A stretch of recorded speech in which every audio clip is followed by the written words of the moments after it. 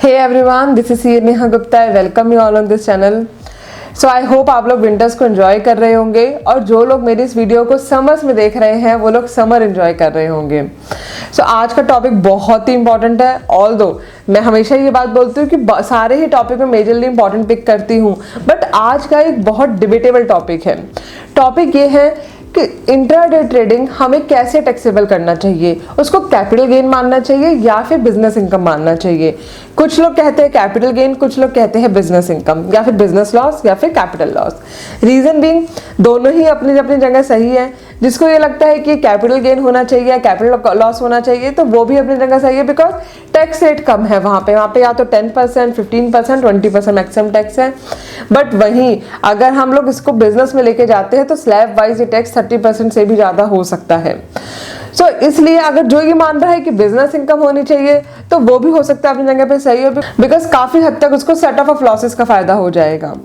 Well, तो without wasting much more time इसी topic को आज हम लोग समझेंगे। तो चलिए स्टार्ट करते हैं अपना वीडियो।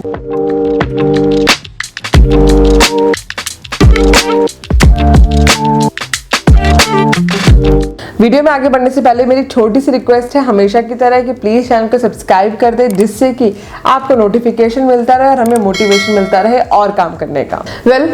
आज इस वीडियो को हम लोग बहुत ही सिंपल मैनर में समझने वाले हैं। इंट्राडे ट्रेडिंग को आप सबसे पहले ये समझिए कि क्या उसके अंदर डिलीवरी ऑफ गुड्स होता है या डिलीवरी ऑफ स्टॉक होता है। जब भी हम कैपिटल गेन की बात करते हैं तो ऑब्वियसली आप स्टॉक बाय करते हैं, आपके डीमैट में स्टॉक आते हैं, आप अगले दिन या जब भी उसको सेल करते हैं। बट इंट्राडे में ऐसा नहीं होता, एक्चुअल डिलीवरी तो होती ही नहीं है। सेकेंड पॉइंट, आप विद इन 24 आवर्स उसको बाय और सेल कर देते हैं, जबकि स्टॉक में आप ऐसा नहीं करते हैं, शेयर मार्केट में आप ऐसा नहीं करते हैं। तो अल्टीमेटली अगर वैसे भी देखा जाए लेमन लैंग्वेज में भी तो आप एक तरीके का बिजनेस ही कर रहे हैं। बिकॉज आप बिजनेस में क्या करते हैं, रोज मटेरियल लाते हैं, रोज बेचते हैं, रोज ही आपकी सेल हो रही होती है, रोज ही आपके खर्चे हो रहे होते हैं, आप कुछ ना कुछ बाय कर रहे होते हैं या मटेरियल बना रहे होते हैं। इसी तरीके से इंट्राडे है कि आप रोज ही सेल कर रहे हैं, रोज ही बाय कर रहे हैं। सो लेमन लैंग्वेज के अकॉर्डिंग भी ये बिजनेस इनकम का ही पार्ट बनना चाहिए और आंसर भी यही है कि इसको बिजनेस इनकम का ही पार्ट बनाना है। अब बात आती है कि इसकी टैक्सेबिलिटी क्या रखेंगे। वेल, ये टैक्सेबल होगा as per your slab rates, और अगर कोई लॉसेस आते हैं तो वो भी अकॉर्डिंगली सेट ऑफ और कैरी फॉरवर्ड हो जाएंगे।